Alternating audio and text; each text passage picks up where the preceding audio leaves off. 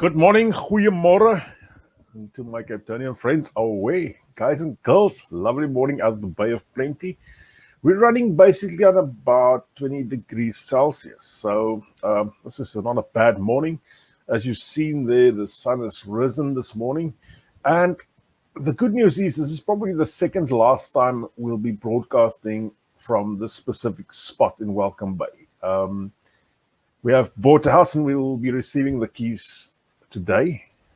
So that's some of the big news today. We'll be receiving our house keys today.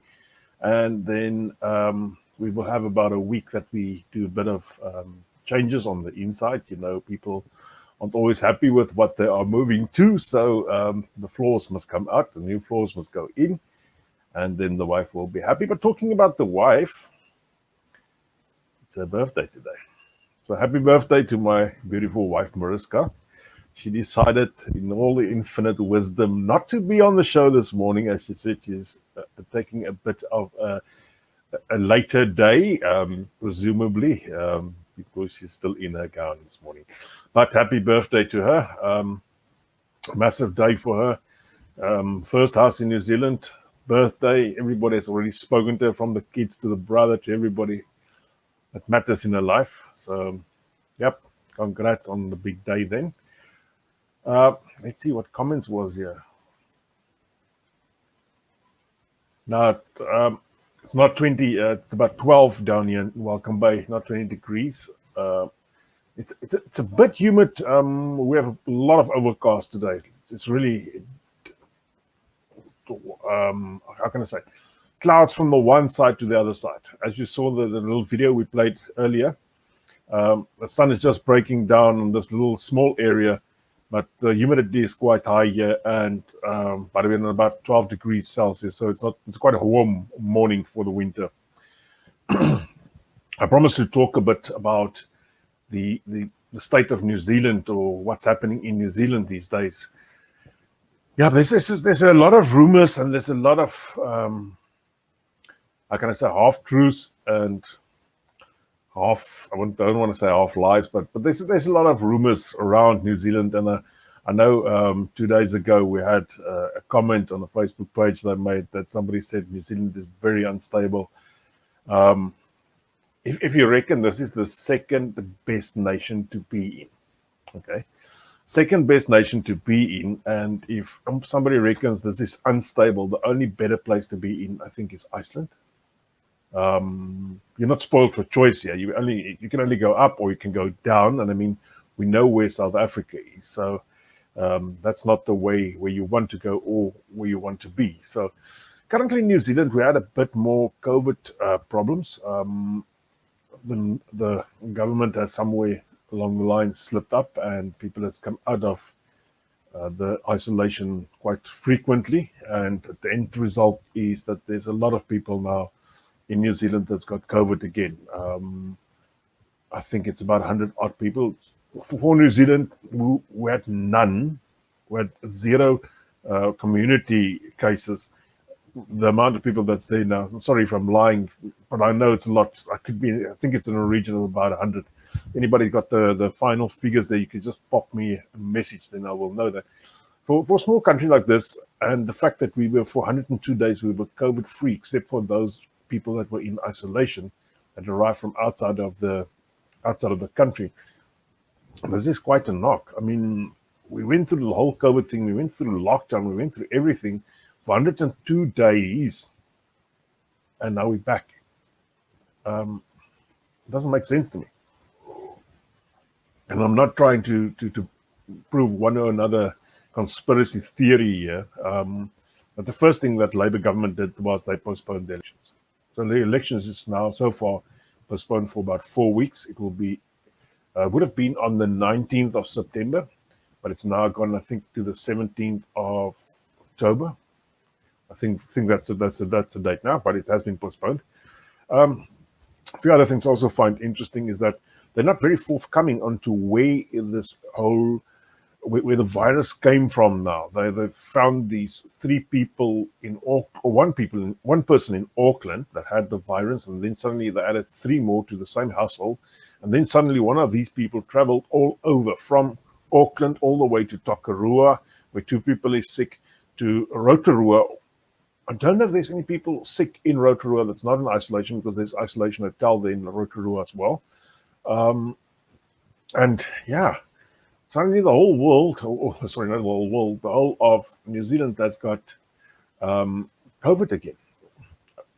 They've locked down Auckland taken down to level 3. They've taken the rest of the country, even those areas where there is no COVID at all, they took that places up to level 2. I do understand it's precautions. Yeah, well, that's precautions only. So let's hope they catch it around this time around. But eventually, it had to be, if you are bringing people into the country on a regular basis, basically on a weekly basis, that has got COVID, somewhere along the line, something like this had to happen. Yeah, we know they opened the borders for citizens and residents, which is needed, because that is what you'd expect from your country. But then you'd expect them to keep those people in extremely lockdown situation where they will have no chance to get out. That's just my thoughts. Let me get to this. If you need any financial immigration, moving money, life insurance, life cover, disability, any of those things, you can feel free to contact me. That is what I'm actually doing in New Zealand. I'm not an immigration advisor. I'm a financial advisor. I nearly slipped up there, nearly was thrown out of the country. So now I'm a financial advisor, and I do this out of the Bay of Plenty. We work on both islands. Even during COVID, we've had been able to help clients all over. So that is what we do. That is where we receive our income from. And yeah, but let's not talk about me. Let's talk a bit more about New Zealand. I've got the feeling that New Zealand was a bit hasty to bring people back. I've got the feeling that New Zealand, and in the infinite wisdom to put people in isolation, did not think really about how to do that correctly. Somewhere along the line, somebody that's a janitor at one of these hotels, even that person has picked up COVID. Now, he was supposed to clean the place from COVID, but now he has got COVID. That's just quite interesting, the ways that it pop out to, and nobody knows how many people he has infected. I mean, it looks like the testing wasn't done that well in the beginning, but presumably now it has been done well. They had tested, I think, 6,000 people the past 2 days on the docks of Tauranga, people that worked there, that was there from a certain period to a certain period. So these people, about 6,000 of them have been tested, and that was about 48 hours ago. I haven't received any feedback on if any of those people were sick, or if any of those people had a problem with the COVID. So that could also mean if that goes bad or pear-shaped, that could also mean that Tauranga could be locked down. So let's hope that it's not like that. I love my freedom, and I need to move within a week. So we're only receiving the keys today, but about next week, Friday, we'll start moving into the new house, and I have to be out where I am now. So there's new tenants coming into this rental property, and they will need a house. So let's hope that COVID doesn't trip me up and keep me locked up out of my own house. Otherwise, I'll just do the South African thing and move silently in the night. So when my new neighbors see, then I'm in. So yeah, what has happened down in New Zealand? Auckland has locked down level 3. They've put the police out on roadblocks. They've been asking questions. Why do you want to go to Auckland? You need a permit. I see there's a permit system. I haven't used that, so I'm not going to Auckland. But I see there is a permit system that you can get permission to go into Auckland or to leave Auckland. The one problem was actually that they gave Aucklanders about until 12 o'clock that day before the lockdown started. And these Aucklanders just got on the planes, on the cars. They were all over. They just drove out of Auckland like crazy. So the guys who had houses anywhere else just got in their cars and went to these houses. Presumably, Queenstown is chock-a-block with Aucklanders as they flew out there to have a ski holiday for this 2 weeks that they are in lockdown.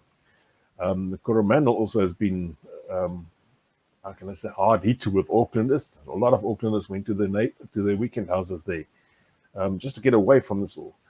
Was that a good idea? I don't know. If you were sick, probably not the best idea to do that. If they weren't sick, yeah, I can't say that was the right thing because it would be the wrong thing for me to say. Have Auckland gone empty? No, I still see all my friends in Auckland um, having fires and braais and stuff, but only with themselves these days. And what's with all these avatar things on Facebook? Have you guys watched that? Looks as if people came out of drinking in South Africa, um, and they have now started giving them avatars. Here's a remark saying, Jan, you can't stop people who are New Zealand citizens or residents from coming back. The government has to take care of their people. And I'm glad the government is taking care of their people. I'm just wondered what was the right way to do it. But this is in hindsight. So as I always say, I used to say this in the investment world, hindsight is golden. I mean, if I knew some of the stuff that's going to happen in the world from an investment perspective, I would have made billions of dollars. But hindsight is golden. So I've heard that the isolation areas or can I say the guards or the people doing the isolation was done in the past by a private security company, but it's being done now by the government. I think either the Navy or the Army. One of these two government organizations is now doing the isolation there. So this is not another conspiracy theory that they're going to start searching every house and put everybody, stick up everybody's nose to test us all. But I just think it's better that government look after their own once they start going into isolation. So that's a good thing at the end of the day. I can't say that the private security was good or bad, but a lot of Aucklanders escaped. Only not Aucklanders, a lot of New Zealanders that came back escaped out of isolation, which was not a good thing. So I just think it should be handled a bit better. But we are still without the burglar bars here. We are still without safety chains on our doors. We're still without armed response. So it's still a beautiful country, still a wonderful place to live. And I'm so absolutely privileged to be here. Here's a good one. I have a friend in managed isolation in Rotorua. He is loving it. That's something positive. Let's call that a good positive. Presumably the food is very good. 3 meals per day, and you can watch all the television and internet that you have, because that's all you can do basically. And then they allow you out for 15 minutes per day on a type of a break. And if you are a smoker, then they allow you to go and have your smoke breaks during the day as well. I'll probably become a smoker again just to get out a bit there. So yeah, that's me once again showing that I would also have probably taken a few chances out of isolation. But it's quite serious, and if New Zealand has to go back into anything like level 4, so it could be disastrous for this country. It could really be disastrous if you think about the economic problems that the first lockdown has caused and the economic problems that the second lockdown will cause. It will be absolutely, it'll be crazy. There's just no way to say this.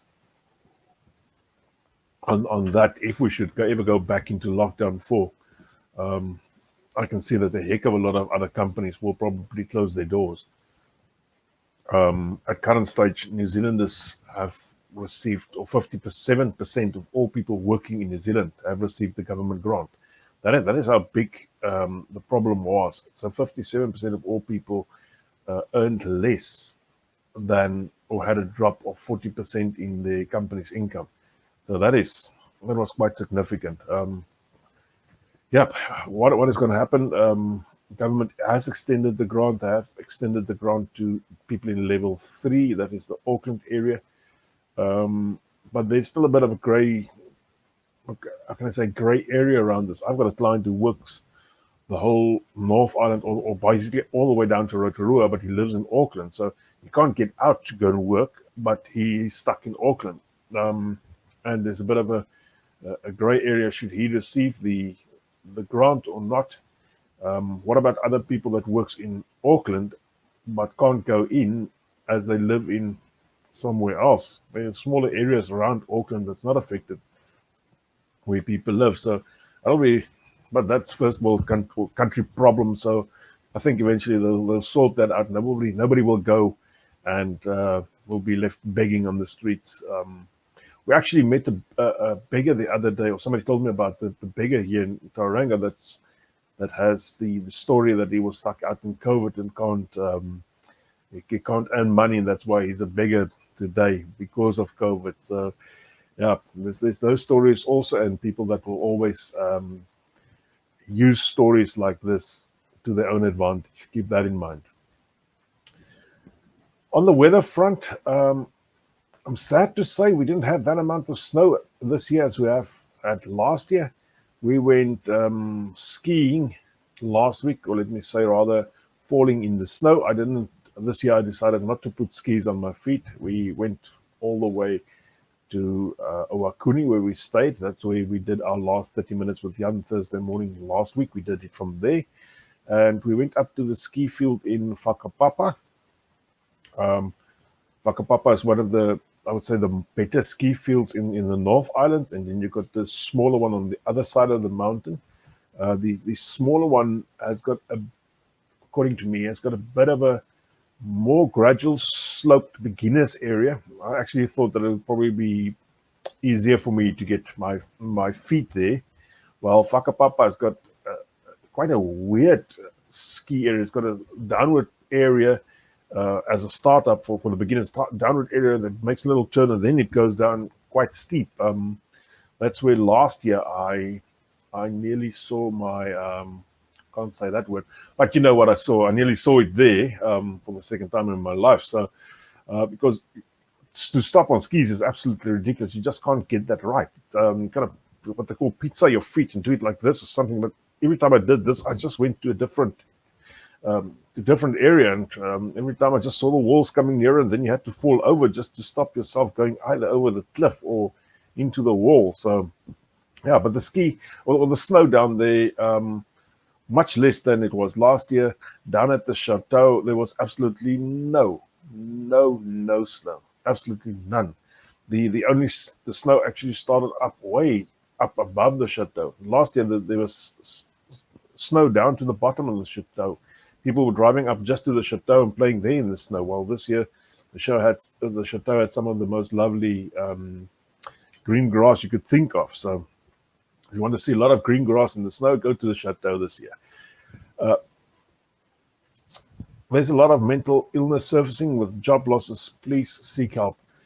Yeah, let's go back to the job losses. There's still quite a few people I see that hasn't got jobs back yet. There's quite a few people I think that are still going to struggle to find jobs, especially with Auckland now in level 3. So you can't go for interviews, you can't go for you can't walk around, you can't go and see companies. It's a bit of a catch-22 situation, but I want to reach out and say this morning, if you are still without a job, please put your stuff, your name, what type of job you're looking for, put this on any of our Facebook pages, and let's see if there's somebody out there that needs somebody like you, even if it's out of Auckland. Interviews can still be done over the phone, over WhatsApp, over Zoom. So I'm quite thirsty this morning. As you can see, this is natural tap water. You drink water out of the tap here. I still remember our last days in Cape Town. We had to go and buy water. It was always dodgy to think where these people got the water from. Either you got to buy the sealed bottles that you have to break open, which you hope was sterilized, or you had to buy from the shops that had these big tanks standing there. That somewhere along the line, you hope they also sterilized this water before you drank it. But okay, we never got sick of the water in Cape Town, except that you were not allowed to drink out of the taps anymore. I don't know if the situation has changed there. Let's hope it has changed. But it's not about South Africa. New Zealand still needs a bit of rain. We had a bit of rain yesterday, except the fact that there wasn't a lot of snow. There wasn't a lot of rain as well. It was actually a drier year so far. I know there are some good floods down in the Coromandel, but down here I'm used to a bit more rain this time of the year than we normally have. I'll try and get some comparisons on what previous years was and versus this year. But also summer came late. We actually had some of the most beautiful days while we were in lockdown. So I just think we should put this up there. In Cape Town, people are in good spirits. Beautiful sunny day. Restaurant had people in them as we're allowed to have a drink again. Uh, yep, interesting. So tonight we're going to have a few drinks. The wife promised me if we're going to go down to the new house, we're going to have her first party in the new house, although it will be empty. We ask everybody to bring their own chairs, their own glasses, and their own drinks. We'll supply the pizzas. So, yep, that'll be on the menu for tonight with the wife's birthday. So, but not a lot else has happened in New Zealand. The fishing is bad. Uh, fishing is not that good. To be quite frank, we went out the weekend. I took a few of the clients out the weekend, and we drove all the way to Motiti. The sea was, although the weather said that the sea was supposed to be quite flat, the sea was hectic to get out there. But once we reached the island, we went out to Motiti Island. It's about normally 40-minute drive with a boat, but it took us about probably an hour to get there. And once we were there, the swells was just big around the island, not too bad. We chucked out some burley. For the South Africans who don't know what burley is, it's all the old pieces of fish that you put into a bag and you tie this to your ankle rope and it lies there and it tracks fish all around. Old Colin caught a 52 centimeter snapper, which wasn't bad. I think the sun snapper was 51 centimeters. I was into the blue cod after blue cod, just too small to keep. And then old Jack, he got into the shark fishing thing for one or another reason. Uh, he caught some of the weirdest fish out there. He caught a little red thing that I thought could be a red Roman. It looks like one another prehistoric fish. Still don't know exactly what that was. And then he caught two smaller type of sharks. It looks very much like the skarmai. I don't know what a skarmai is in English, but the skarmais you get out in South Africa. And then he caught what was either a copper shark or a bronze shark. We haven't seen that before, but we had to get the hook out of that shark's mouth. So they decided to pick the shark up and put that in the boat to get the hook out, because normally what you do with a shark, or let's say other people do with sharks, they just cut the hook off at the mouth, and then the hook stays into the sharks, and eventually it rusts out. We didn't want to do that, as we felt that the shark gave us a good fight. So we took the shark out of the water, put it on the boat, removed the hook decently, and then the shark went back into the water. But I can promise you, for afraid men on a boat when a big shark is in the middle of the boat. I think I posted the video somewhere along that side. Let's see. They say Auckland has water shortage. People are installing water tanks now to wash cars, etc. I really understand that Auckland's got a lot of water problems. One problem here is New Zealand doesn't have big dams. It's not a dam thing, or dam is not a big thing in New Zealand. I don't know. Perhaps somebody will one day enlighten me exactly why. Other thing, water good out of taps as rivers are almost full after all the rain. Yeah, the rivers are not looking bad, but the groundwater still needs, or there still needs to be a lot of groundwater. I spoke to somebody who makes water down not very far from us, and they say that the amount of groundwater is still too deep for them to be comfortable that it will last us through the summer. So I don't hope that we have a very dry summer. The rain can probably just go on a bit more and just keep us a bit stuck inside, because once it's really raining hard, it's really raining hard. Last night I was with a client in the hills just behind our house, and they had a very good vantage point. So when I arrived there, I could see basically the whole town. I could see the mound, and then suddenly a mist came up out of nowhere. This mist just developed, and within 5 minutes, you could basically just see my car on the outside of the house. It was quite eerie to see how quickly mist came in, and we were sitting in front of this massive window having a look out, and it was just within 5 minutes there was mist up to the house, and driving back, the mist was all the way back until I reached home. It's quite interesting that it happened so quickly, and it just reminded me of how quickly things can happen, or how quickly weather can change. let me see. I follow most of the news sites in New Zealand. There seems to be a lot of negativity around COVID. It seems to have been politicized. Now, sadly, anything that is good or bad now coming out of New Zealand or happening in New Zealand will be politicized by both parties. Or let me say by all parties. There's quite a few parties down here, and quite a few new parties as well. So everybody's trying to get their 5 cents out of whatever's happening. If the current government does this wrong, everybody would be on the bandwagon saying how they would have done it. If the government does something right, everybody's on the bandwagon again and saying how they would have done it better. But that's politics. I mean, coming out of South Africa, we know politics. And for about 2 years, everybody was quiet on the political front. Now it's election time. Now everybody is having a big story. And even the new parties is coming in and telling how great they will run the place. It's a fourth. And I can promise you, once the election has come and gone, you'll probably hear from those parties for another 2 years. You won't hear a peep out of them. So, and for the South Africans, we have elections every 3 years, not every 5 years back home, but every 3 years down here. So I think the 3 year election thing is actually quite a good thing. It just doesn't give that party in power the chance to settle and do a lot of damage, because if they settle and start doing damage, it will be remembered at the next election time. It's not like in 5 years' time you've forgotten what they have done. You will remember within the 3 year period, and they will get voted out. And the nice thing here is there's two big parties. So both of these parties, here sound like a Kiwi parties.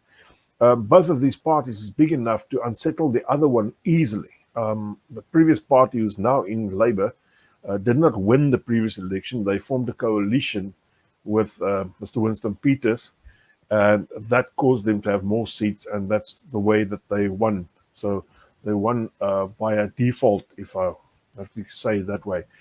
Yeah, but let's not go into what I think about politics. That will keep you busy for another 5 hours and give you grey hairs. So, but yep, that's New Zealand. But further on, summer is not very far off.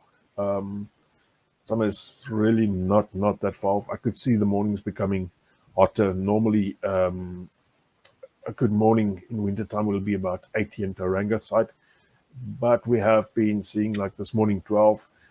If there's no clouds at all, then you run down to about 3 degrees. But once the clouds are there, like this morning, we had it at 12 degrees, and I think today will become hot. I think today will run up to about 18 degrees. So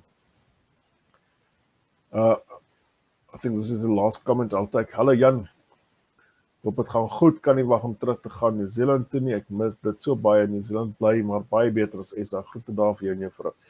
Somebody missing New Zealand. Yep. I do understand why. And I've got empathy. And some people had to go back during the COVID with these repatriation flights. And if you are out there, you still need a job, and you still are worried or are on short terms, or know that your job is going to end very soon, reach out, guys. Reach out. Let me say, guys and girls, reach out. Put your name on one of our pages. Put it down there. Say, my name is so and so. I need a job in this field. Somebody out there will have a look. We were fortunate enough that we could place a few people into different jobs, and this is really, and thanks to those people who really put their hands up, and who I know there was 1 or 2 jobs that was, I would say, made for people that really needed them. So thanks for the guys that really stuck there. I would say, stuck the whole neck out to help fellow South Africans.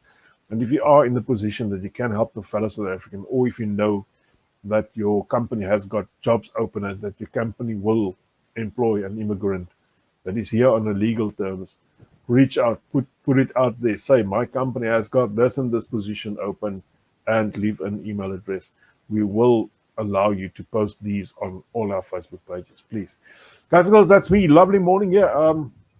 Hopefully soon my phone will ring and the estate agent will tell me to come and fetch the keys.